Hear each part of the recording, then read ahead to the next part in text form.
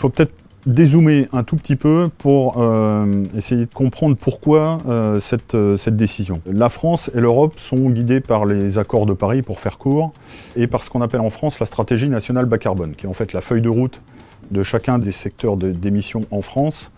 Et sur celui des transports, on a le même objectif de neutralité carbone en 2050, c'est-à-dire qu'on doit être à 0 émission nette sur le secteur des transports en France en 2050. Le secteur des transports, il a la particularité en France d'être, 1, le premier secteur émissif, de l'ordre de 1/3 des émissions nationales, et 2, d'être le seul secteur à ne pas baisser depuis 1990. Dit autrement, on a augmenté les émissions du transport pendant 30 ans, et il faut qu'elles baissent à 0, quasiment, dans les 30 ans qui viennent.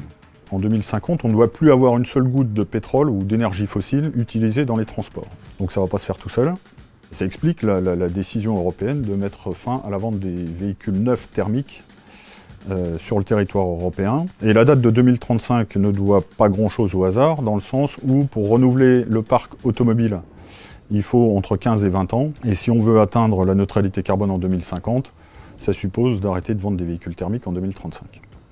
Les alternatives qui pourraient être des carburants décarbonés, liquides ou gazeux, ou des carburants issus de la biomasse, ou des carburants de synthèse, pour l'instant la démonstration n'est pas faite que nous aurons suffisamment de carburants de ce type-là pour alimenter la mobilité légère. La solution facile pour électrifier la mobilité légère, donc les voitures et les camionnettes en gros, c'est les véhicules électriques à batterie qu'on connaît aujourd'hui. Encore une fois, la mobilité légère, les voitures, peuvent être facilement électrifiées avec des véhicules à batterie.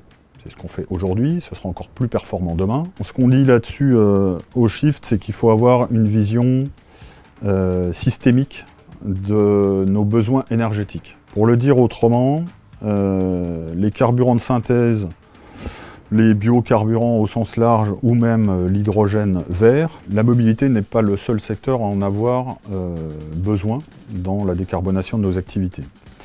Ces quantités d'énergie resteront limitées, d'énergie décarbonée, et qu'il faut impérativement les allouer aux activités et aux secteurs qui ne peuvent pas être facilement électrifiés par ailleurs.